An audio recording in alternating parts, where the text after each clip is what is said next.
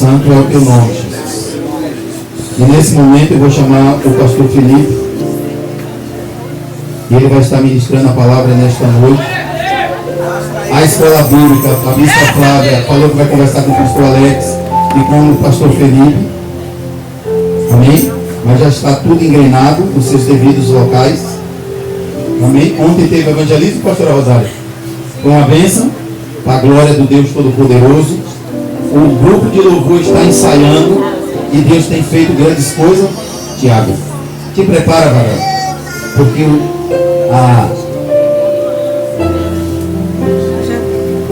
está chegando, viu? E eu creio que Deus ele vai fazer, está fazendo grandes coisas. Prepara a tua casa, porque Deus tem muito mais responsabilidade. Aí tu diz assim: eita, eu estou cheio. É muita responsabilidade.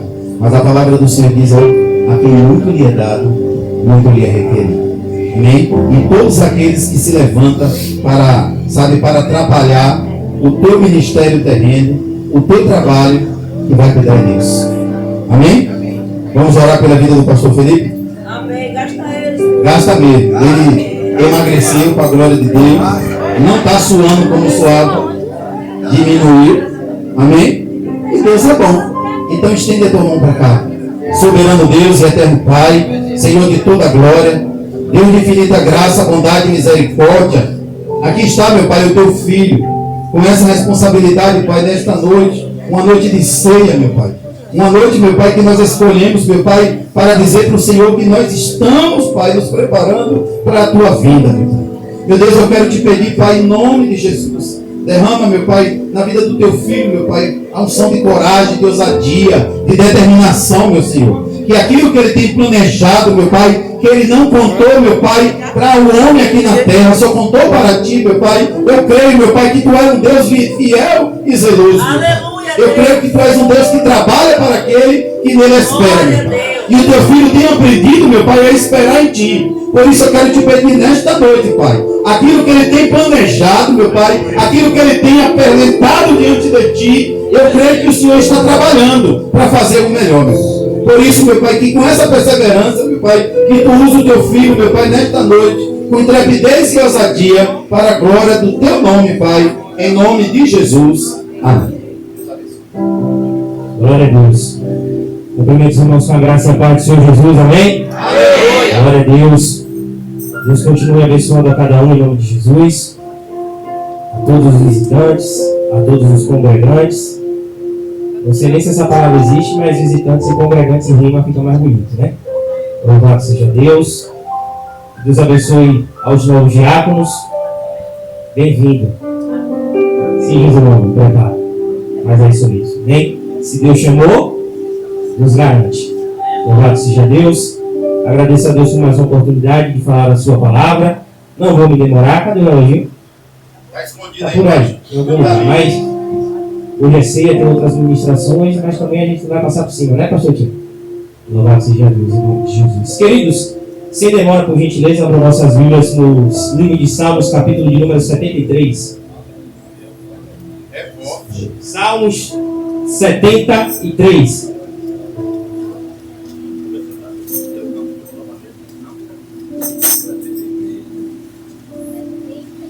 Deus abençoe aqueles que estão nos visitando, em nome de Jesus.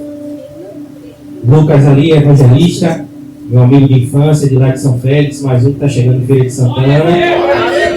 Tocha, prega demais.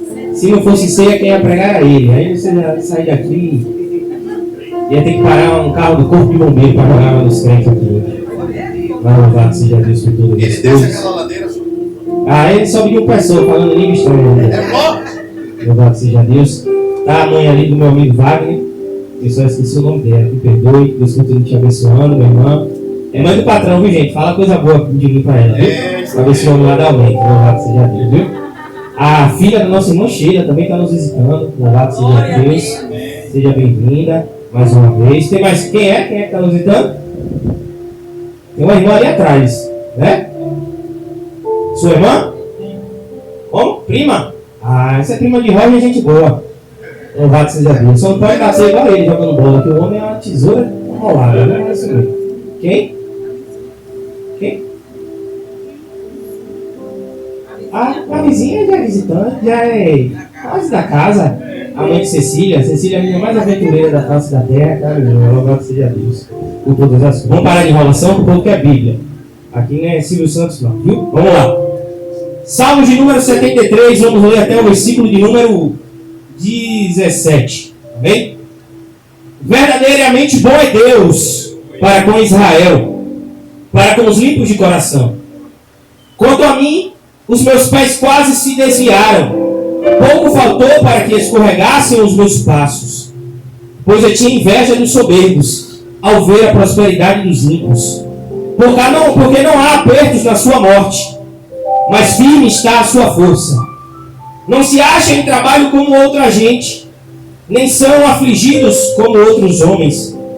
Pelo que a soberba os cerca como um colar, vestem-se de violência como de um adorno. Os olhos deles estão inchados de gordura, superabundam as imaginações do seu coração. São corrompidos e tratam maliciosamente de opressão e falam arrogantemente. Erguem a sua boca contra os céus e a sua língua percorre a terra. Pelo que o seu povo volta aqui e águas de copo cheio se lhe espremem. E dizem: como sabe Deus? Ou há conhecimento no Altíssimo? Eis que esses são ímpios, e todavia estão sempre em segurança, e se lhes aumentam as riquezas. Na verdade é que em vão tenho purificado o meu coração, e lavado as minhas mãos na inocência. Pois todo dia tenho sido afligido e castigado a cada manhã. Se eu dissesse, também falarei assim, eis que ofenderia a geração de teus filhos. Quando eu pensava em compreender isto, fiquei sobremodo perturbado. Até que eu entrei no santuário de Deus. Então eu entendi o fim deles. Até que eu entrei no santuário de Deus. Então eu entendi o fim. O Senhor abriu o culto falando de santuário. E eu estava com uma dúvida se realmente era essa mensagem para poder trazer. Eu falei com minha esposa, eu tenho vários dias meditando nesse salmo, Tiago. Eu já tinha dito, no dia que eu tiver uma oportunidade para ministrar, eu vou ministrar esse salmo. Porque é bom a gente falar de algo que primeiro Deus fala no nosso coração para depois a gente reproduzir a igreja. Eu acho que a mensagem ela sai mais verdadeira. Porque a palavra de Deus ela primeiro gera impacto em você para depois Deus usar você através dessa mensagem. E o Salmo de número 73 ele foi escrito por um homem chamado Asaf. Asaf era um homem que foi separado por Deus e por Davi para servir no tabernáculo, quando Davi traz a Arca da Aliança de volta para Jerusalém. Asaf foi escolhido por Davi para zelar e cuidar da Arca da Aliança, enquanto a Arca da Aliança permaneceu no tabernáculo. E mais, além de ser o líder dos cuidados em cima da Arca da Aliança, Asaf era profeta, músico e poeta. Asaf se envolvia em tudo que se refletia em adoração. E mais, Asaf escreveu 12 salmos que estão contidos na Bíblia. O Salmo 50 e os salmos de número 73 até o número 83. Que Asaf era um homem voltado para a adoração, não há dúvida. Que Asaf era um homem que tinha responsabilidade, também não há dúvidas. Que Asaf viveu experiências com Deus, também não há dúvidas. Quando nós vamos observar, e eu convido a você depois na sua casa a ler os outros salmos que Asaf escreve, ele fala da majestade divina, ele fala do poder e da misericórdia de Deus, ele fala do cuidado de Deus para com o povo de Israel, ele fala dos milagres que Deus fez no povo de Israel lá no Egito. Mas quando ele vai escrever o Salmo de número 73, o coração desse homem estava angustiado. É fácil o murmurador murmurar, mas é difícil o adorador reclamar. Mas não importa o cargo que você exerça, não importa o chamado que você tem, não importa o projeto que Deus tem na sua vida, o dia mau chega para todo mundo. E o dia mau chegou na casa de Asaf, um adorador. Só que a preocupação de Asaf era não misturar o que ele estava passando a ponto do povo pensar de que Deus deixou de ser bom. Não é porque, igreja, Deus permitiu situações na minha vida e na tua vida que Ele deixou de ser bom. Não é porque o dia mau chegou na minha casa e na sua casa que Deus deixou de ser fiel. Aí Asaf já começa o texto, a preocupação dele é dizer: Deus é bom. Ele começa dizendo: olha, verdadeiramente bom é Deus para com Israel e com os limpos de coração. Sabe o que Asaf está dizendo? O dia mau chegou, mas ele permanece fiel. A porta fechou, mas ele permanece sendo bom. A esposa largou, mas ele continua sendo bom. O amigo traiu, mas ele continua sendo bom. Porque bom é Deus. Ele primeiro destaca quem é Deus, para no versículo 2 destacar quem é Ele. Bom é Deus no versículo 1. Aí no 2 ele diz: olha, quanto a mim, os meus pés quase se desviaram. Pouco faltou para que eu escorregasse os meus passos. Deus é bom, mas eu não sou bom. Deus é forte, mas eu não sou forte. Eu trabalho na adoração, mas eu ainda sou dependente da graça de Deus. Ele começa dizendo: olha, Deus é bom, mas eu quase desviava. Mas eu quase olhava para trás. Quase eu desistia. E quanto de nós aqui, quando o dia mau bate na porta, pensa em desistir? Mas pensa em desistir aí, lembra: como eu vou desistir de um Deus que é bom e de um Deus que é fiel, ainda que eu não esteja bem, ainda que a porta fechou, ainda que eu pense em negar, ainda que eu pense em voltar atrás, Deus é bom. 2 Timóteo, capítulo 3, versículo 11 e 12 diz: se formos infiéis, Ele permanece fiel, pois não pode negar a si mesmo. Aleluia. Você acha que quando Deus chamou Asaf, Deus não sabia que isso ia acontecer na vida de Asaf? Sabia. Asaf revela o caráter de Deus, revela o caráter dele, e ele começa a contar o que aconteceu. No versículo 3 ele tinha: olha, pois eu tinha inveja dos soberbos ao ver a prosperidade dos ímpios. Ele está, pastor Alex, confessando onde está o seu pecado. Igreja, o primeiro aspecto para recebermos a cura e o perdão de Deus é reconhecer onde está a nossa falha. Onde a brecha está aberta, pastor Ailton, nós precisamos ir lá e fechar.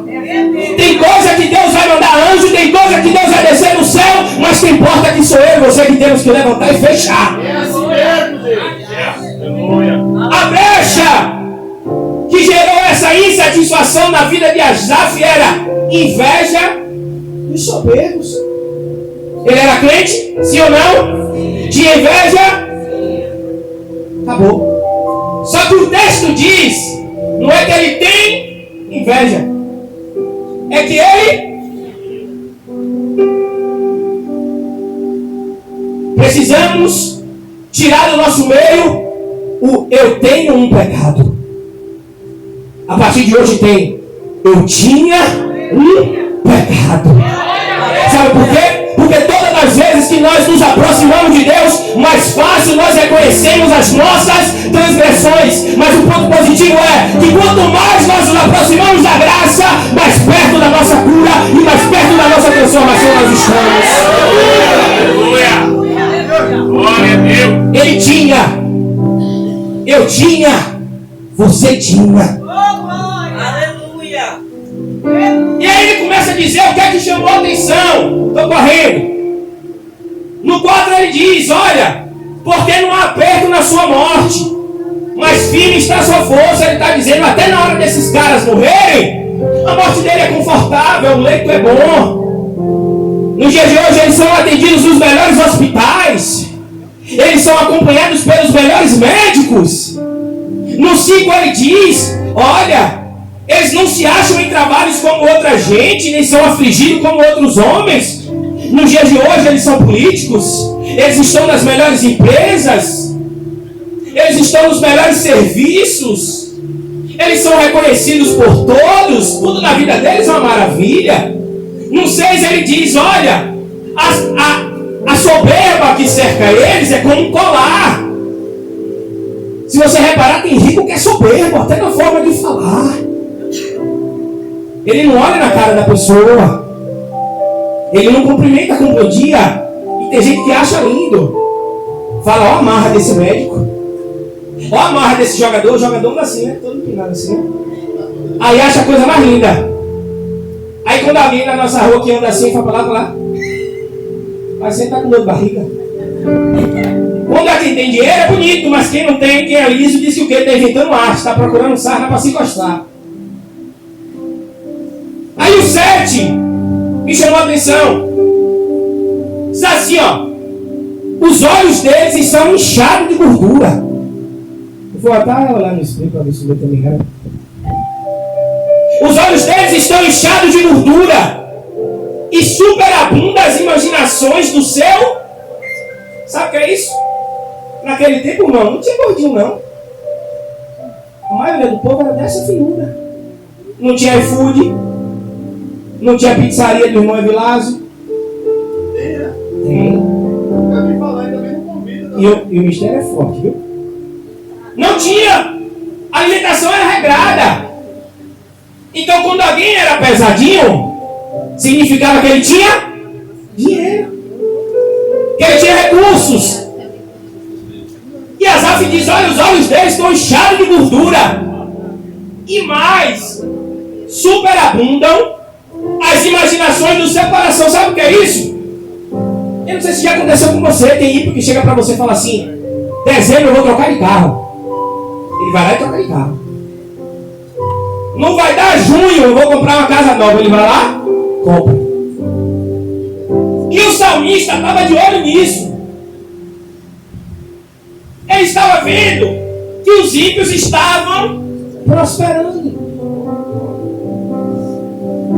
E aí ele observa que eles são corrompidos, tratam maliciosamente da opressão e falam arrogantemente. O 9 diz, olha, eles erguem a sua boca contra os céus e a sua língua percorre a terra. Tem gente que é maldizente de Deus. Tem gente que pergunta, cadê os deuses que você serve? Tu está indo para a igreja todo dia e não está acontecendo nada na sua vida. Você está indo para lá, perdeu o seu tempo. Cadê o seu Deus? Eu não preciso ir para a igreja e para mim está tudo bem, está tudo dando certo. O filho está na melhor faculdade do Brasil. As coisas estão indo de vento e popa.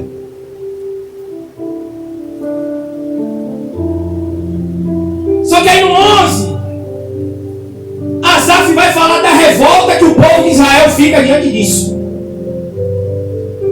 Aqui ele vai começar a descrever a consequência que estava gerando essa aflição no coração dele. E a primeira consequência que gera essa aflição no meu e no teu coração é quando a gente começa a tirar o foco das coisas de Deus e começa a se focar demais nas coisas da terra. Começa a gerar expectativa frustrada no nosso coração. Porque hoje em dia as mensagens todas você vai vencer, vai dar tudo certo, vai vir o carro do ano, vai vir a casa do ano, você vai vencer e não vai ter prova, e quem te persegue vai ver, e quem te humilhou vai ver Deus. Irmão, pregação do evangelho não é para fazer ninguém rico. Pregação do evangelho é para fazer crente e morar no céu. Não significa que nós precisamos viver uma vida miserável. Não é isso. A gente não precisa ser pobre para ser crente. A gente não precisa ser miserável, passar necessidade para ser crente. Isso aqui não é pregação contra a riqueza, porque a riqueza também é uma dádiva divina. Mas o nosso Senhor Jesus diz: olha, onde está o teu coração, aí está o teu tesouro.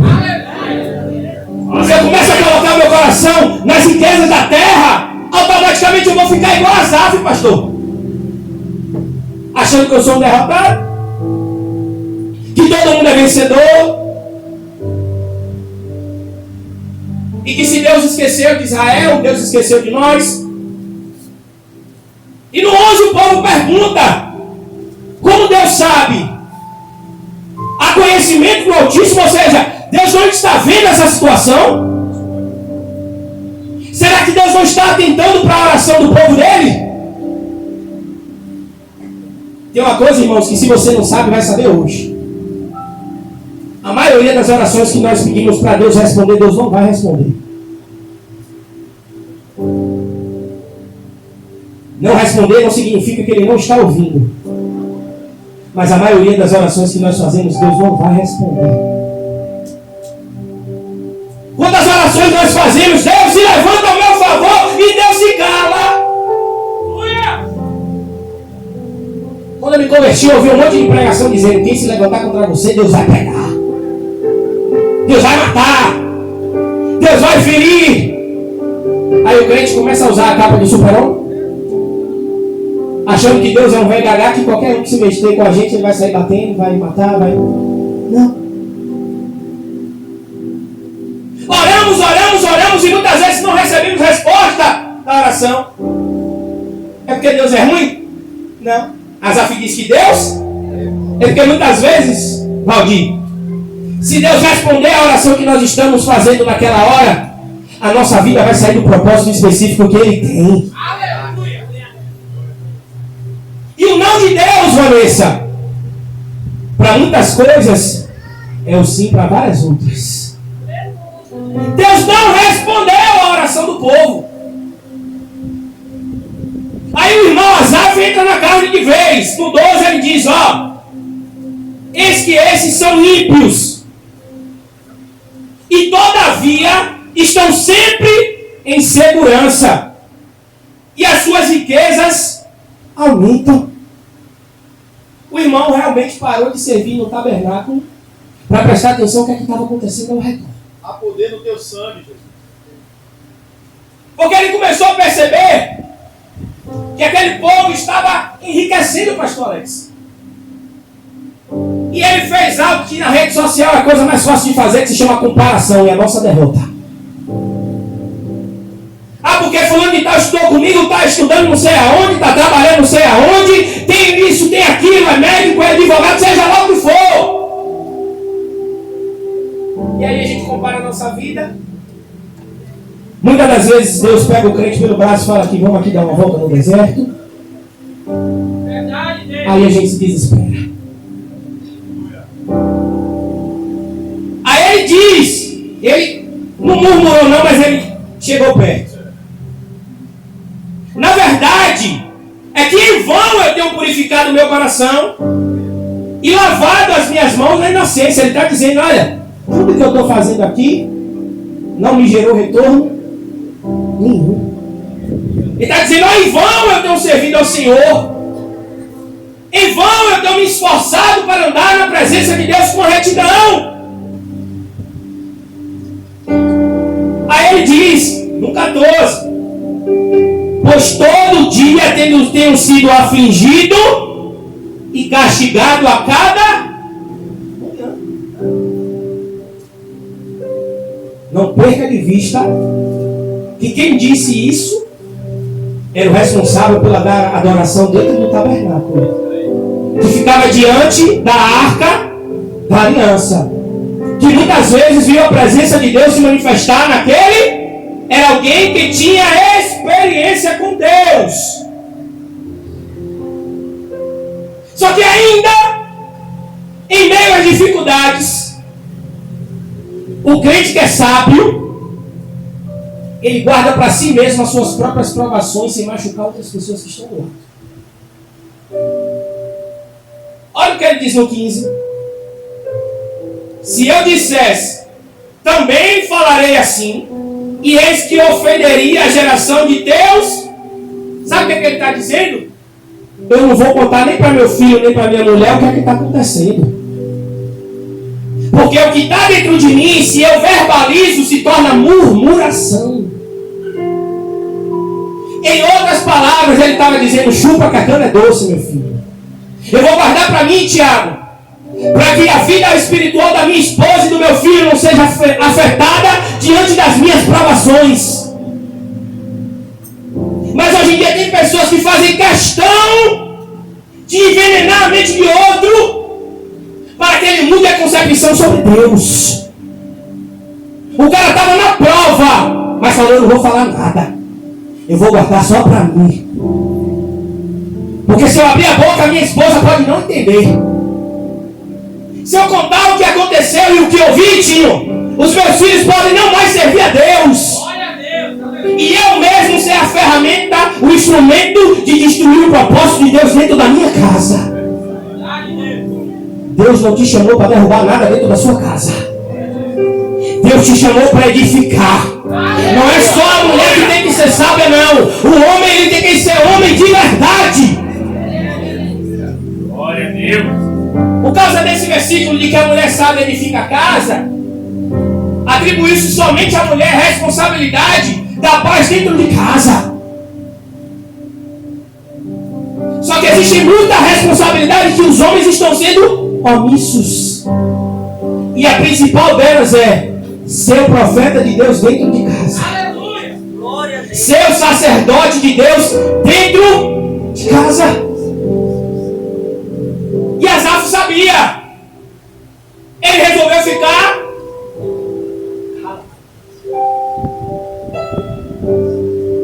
Muitas são as aflições do justo, mas de todas o Senhor livra.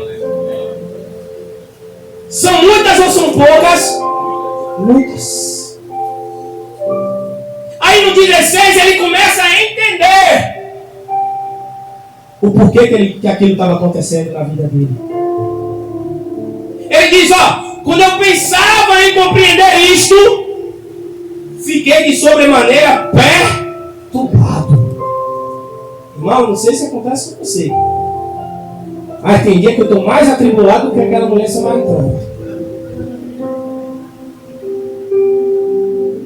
É que eu costumo dizer: tem dia que a gente mexe a cueca pela cabeça. Tem dia que a mulher... Não? Não acontece com tu, não? Glória a Deus.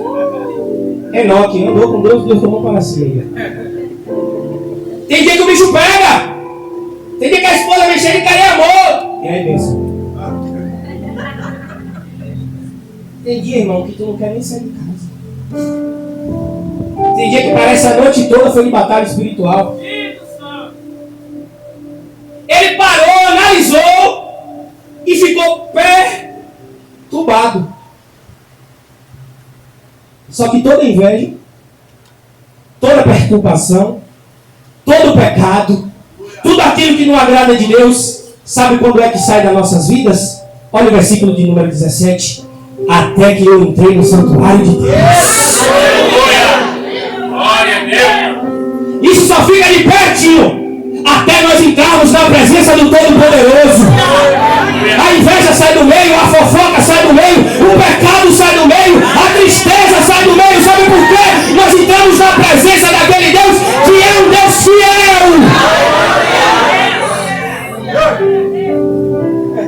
Olha o que ele diz, até que Asaf colocou um fim àquela angústia. Glória a Deus. Ele entrou no santuário de Deus e ele entendeu o fim. Você sabe o que foi que trouxe paz ao coração de Asaf?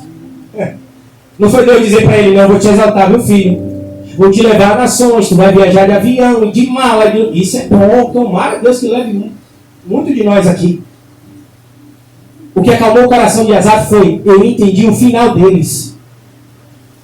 E Asaf não se alegrou porque o final deles é o inferno, não. É porque quando Deus mostrou para ele o final deles, Asaf se lembrou: eu não vou pelo mesmo lugar que eles. Eles estão vivendo melhor aqui nessa terra, mas Deus já preparou um lugar diferente para mim. Eles estão comendo melhor nessa terra, mas eu vou experimentar das riquezas e da glória espiritual que Jesus tem preparado para nós.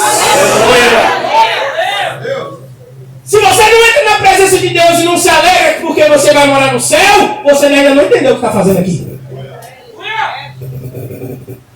Aguenta firme. Entrar no santuário de Deus não é só entrar na presença, não. Vamos voltar para o começo da pregação? Quem era Asaf? Sacerdote que servia a Deus diante da arca.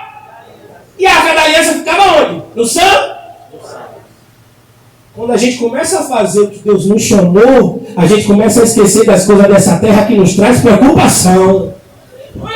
O crente que está de olho nessas coisas é porque perdeu o foco onde Deus te chamou. Quando ele voltou a fazer o que Deus tinha ordenado ele fazer, acabou comigo. Sabe por quê? A bênção de Deus ela não acrescenta dores. E se eu e você ficamos na posição que Deus chamou, quem garante é Ele. Mas o problema é que nós queremos navegar para longe de onde Deus ordenou que nós ficássemos. Ele entrou no santuário de Deus, voltou a fazer o que Deus tinha ordenado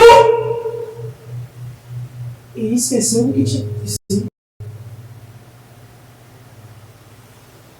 É porque sobra tempo para cuidar da vida dos outros, mas você disse que falta tempo para fazer as coisas de Deus. Sobra tempo para ficar no Instagram. Sobra tempo para assistir Big Brother, futebol. Nada contra. Não é pecado, viu? Mas vai perguntar da Bíblia para ver se sabe alguma coisa?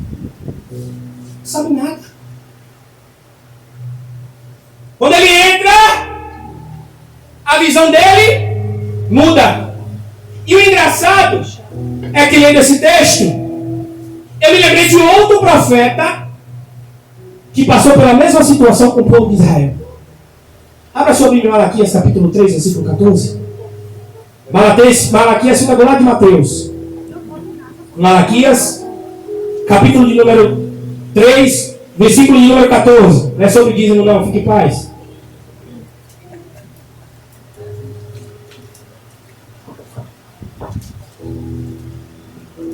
Malaquias, capítulo 3, versículo 14.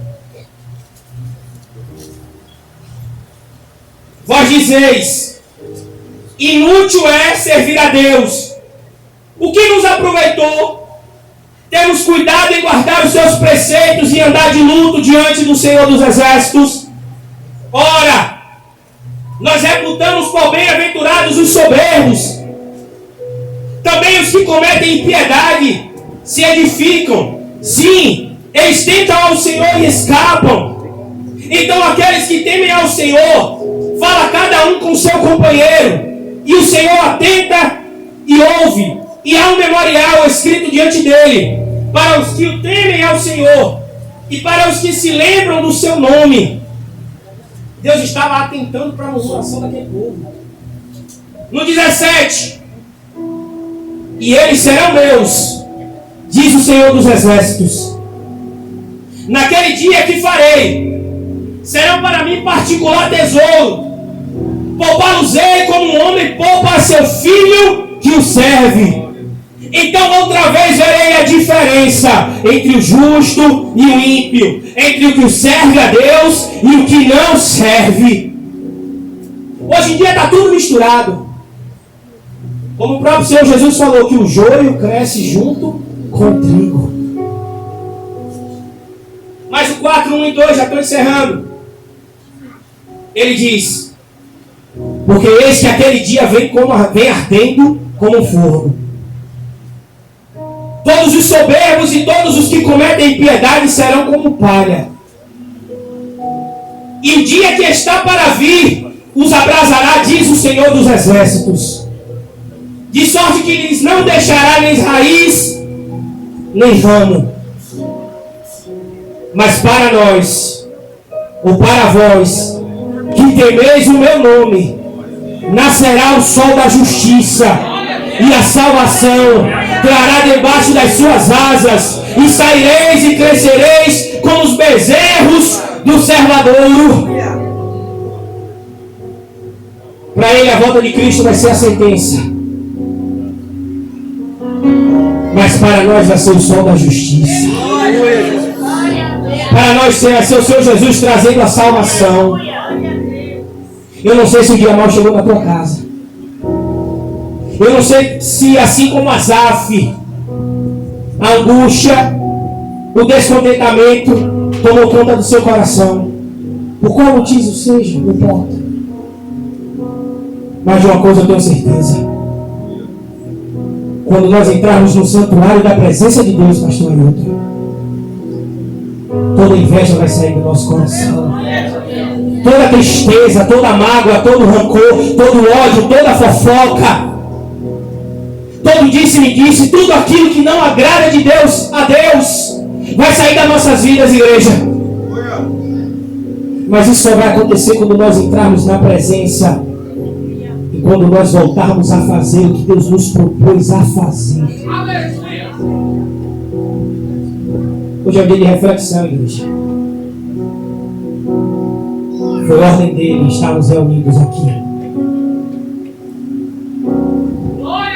Mas precisamos fazer isso com convicção. Se verdadeiramente estamos no propósito do que Deus está estabelecendo para nós. E outro aspecto importante. Se pregamos sobre o Evangelho de Deus, pastor Tinho, precisamos crer que Deus é o Deus da providência. Precisamos parar de querer usar métodos humanos para tentar barganhar coisa que Deus não estabeleceu como propósito na sua palavra. Se pregamos a confiança em Deus, temos que confiar de que Deus é um Deus provedor. Temos que parar de achar e dizer que confiamos em Deus apenas da boca para fora. Não isso é hipocrisia. Eu confio em Deus, confiem na mesma atitude, na primeira oportunidade e faz tudo ao contrário. A vida denuncia o contrário. Aqueles que pregam o Evangelho precisam ser dependentes da providência de Deus. Glória a Deus. Aleluia, Jesus. Quem tem empresa aqui sabe. Quem trabalha para você mesmo sabe. Ou até qualquer pessoa que sabe que muitas das vezes a conta do mês não fecha.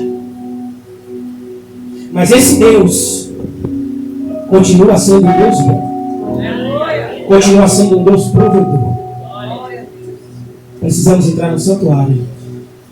O santuário já não é mais aqui, essas quatro paredes. O santuário hoje em dia é dentro do nosso coração. E como é ceia, examine o seu santuário hoje. Que a palavra diz, ó, examine o homem a si mesmo. Como está o teu santuário hoje? Como está o local de adoração ao qual Deus estabeleceu você? Você é o tabernáculo de Deus hoje, igreja. Aleluia. Vamos entrar no santuário? Vamos entrar na presença? E esquecer um pouquinho as coisas dessa terra? Vamos esquecer um pouquinho, igreja? Só um pouquinho? Só um pouquinho? Vamos enxergar o sobrenatural um pouquinho? Eu lembro de Abraão. Eu chego para Abraão. Abraão, sai da tenda. Olha para o céu e conta as estrelas assim é que você pode. Sabe o que Deus estava falando para Abraão? Sai do lugar que limita a tua visão.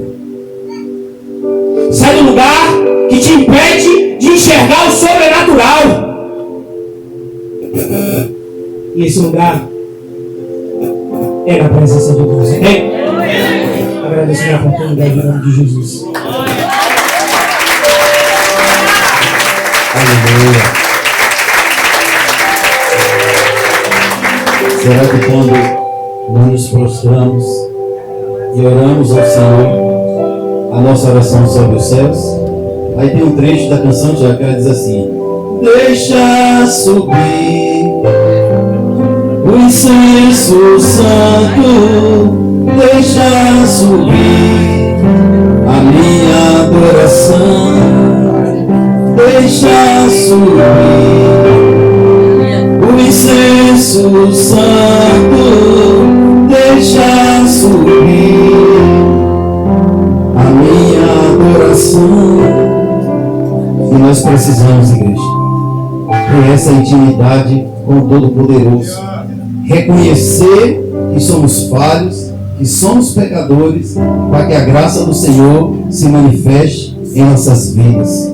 Quando o Senhor chamou Isaías,